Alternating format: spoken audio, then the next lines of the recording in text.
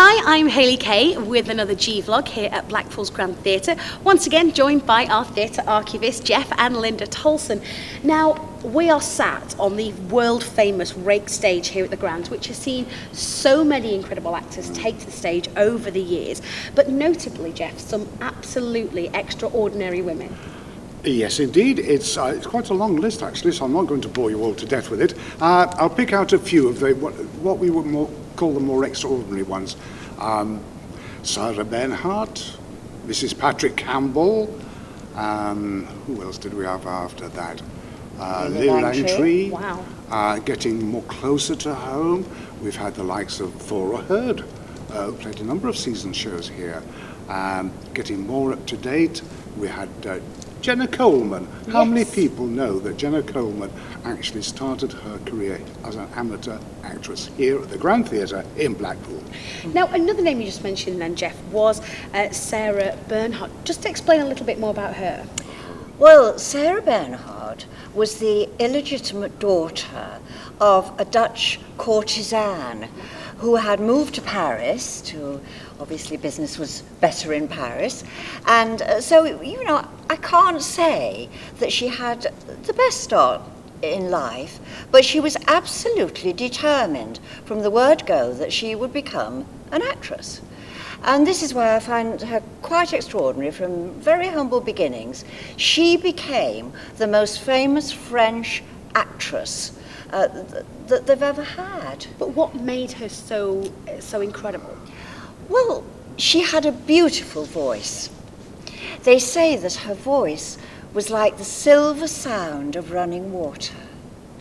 And she was also, as I've said, a very, very determined woman. She was quite feisty, she knew what she wanted, and she was extremely passionate about the theatre. In fact, a nice little quote about her is that she once said, "He who is incapable of feeling strong passions, of being shaken by anger, of living in every sense of the word, will never be a good actor." Now, is this poster here, is this the show that she was in when she was here? Yes. She came to the Grand in 1905 with Mrs. Patrick Campbell. They came with a flying matinee. Now, they used to do that in those days. They would be performing somewhere fairly close to Blackpool, Bolton or whatever, and they would bring them over on a Wednesday afternoon. They'd do their piece on our stage. I don't know what they did about scenery, and back they went. So they brought this play. So that's literally we would call a flying visit. Yes, yes, and it was a flying matinee. Oh, every day's a school day, I didn't know that. And the play was Palais et Melisande by Maeterlinck. Very, very strange piece. Very eerie and philosophical and dry ice coming through from the wings and all this sort of thing. Very, very strange. She was a man. She was dressed in chainmail. In fact, in the programme, we actually get a description of Sarah Bernhardt's outfit, which was this elaborate tunic with homespun silk tights, black velvet shoes, beautiful embroidered with steel edging and rose flowers, all in apricot silk. So, wow. You know, they were really keen on the costumes and letting people know what they were going to see. But yes, that was her visit to the Grand. Sorry to interrupt, what about Lily Langtry? I know we mentioned her earlier on, but what was it about her, Geoff, that made her so extraordinary? Lily Langtry. She was born in Jersey. Her father actually was the Dean of Jersey. She was a bit like Sarah Bernhardt, very determined young lady. By the age of 16, she was developing into a very beautiful young woman, and she went out of her way to develop her skills, her intellect, her otherworldliness almost, and determined to really make something of herself in life. She then, unfortunately, suffered a disastrous marriage and came out of that as this Edwardian beauty, went into society in London, very sought after by the famous painters of the day who all wanted to paint her portrait. Well, I imagine, because she was so gorgeous, but didn't she have a royal admirer in the mix of all the people that thought she was, like, hot? Oh, yes. Being in society, of course, she came to the attention of a certain Prince of Wales, who later became Edward VII, and she became his mistress. This lasted for some time, but by the 1880s, it was waning somewhat, so she had to find some method of supporting herself, and she decided the theatre was a very good avenue. She was very good looking, a very beautiful woman. She was stylish, and with that reputation, of course, people would come and see her. Yeah, I imagine so. Another royal connection to beautiful actresses. So, when did she perform here? She came in 1902 with Mademoiselle Mars, a light comedy. She came again in 1904 with Mrs. Deering's Divorce, another light comedy. And she reappeared the following year, in 1905, for one performance only on a Saturday afternoon with Mrs. Deering's Divorce. Another flying Oh, was matinee. it a flying matinee? Yes. Wow. Yeah. Yes. When she had done her performance, if she was working in a Matcham theatre, as indeed we all know the Grand is, she used to do a little curtain speech. And she used to come to the front and look at the audience and say, "Nay, where within this house you'll all agree, not all can sit, but all can see. The architect's arrangements, if you'll watch 'em, like these two rhymes, 'tis hard to match 'em." Wow. And everybody would clap I back and imagine. find that quite amusing. That's so good. Now, another person you mentioned right at the start when we were chatting was Toni Hird. Obviously a very famous actress, comedian, but what made her one of the people you mentioned as one of your extraordinary women? Well, again, it's background almost before she became a performer. She was born actually in Morecambe, not a lot of people know that, into a theatrical family. And, well, her career lasted well over 70 years in total. Her early work was character parts, small character parts, in British films. Oh, okay. Not on the stage. She then moved into the theatre world and became known as this great comic actress that we all knew and loved.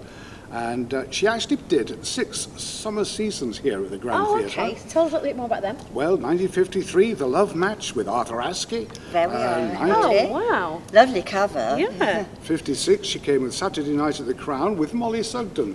People will remember from television.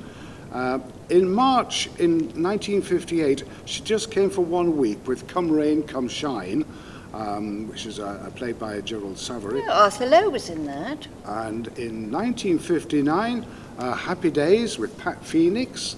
Wow. Yes, they're all there. In 1962, The Best Laid Schemes with Freddie Frinton. Another lovely. The best stage program drunk there has ever been, brilliant performer. Yeah. And in 1965, My Perfect Husband, again with Freddie Frinton. There she is again. And way down the playbill, a very young Marty Webb. Oh, gosh, yeah. These are in such good condition as well. These are like brand new. Yes. With an advert for Lewis's on the back. I absolutely love it. And actually, a really attractive woman, Toni She Hird. was. I've never She seen a was. young. My obviously my knowledge of her is an older lady, an actress. That's But I've never right. seen a Well, photo of her looking young. interestingly, in 1956, when she came, we have this letter here. Now, this is what we call a call notice. These were the letters sent between the visiting company and our technicians on stage, and they would write to each other to say what equipment they needed and how many trucks were going to come to North Station and all this kind of thing.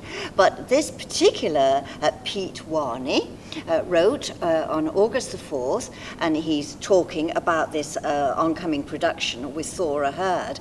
But interestingly, he says here, "My immediate problem is a good dresser for our dear Toni Hird, one who will keep the wolves away and save her all that extra worry.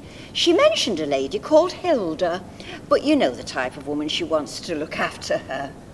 Oh, that's lovely. And what date was that? What was that That's dated? Friday, August the 4th, 1956. I just love that you have them. I just think it's amazing. What for those that don't know, what was some of her most notable work though? For Toni Hird? Later on, of course, there was a move away from comedy. She did a lot of things,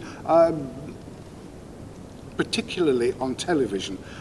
Well, she received her damehood in 1993, and she featured on the South Bank show, and they filmed that actually here in the Grand Theatre. Oh, did they? No, that Absolutely, either. yes. Am I right in thinking that, see, my knowledge of Thora Hird was when I was just starting to get into theatre and monologues, and didn't she do some of Alan Bennett's very famous Oh, I'm monologues? so glad you've mentioned I those. loved They were them. absolutely wonderful. I mean, he worked with some splendid women, and he obviously really, really liked Thora Hird.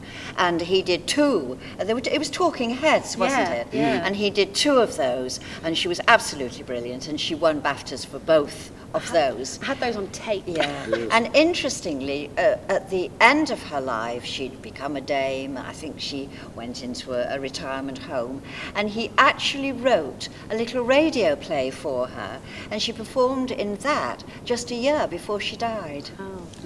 Well, thank you so much for talking to me today. As always, Geoff and Linda, it's been fascinating to hear about such extraordinary women that are performed here at the Grand.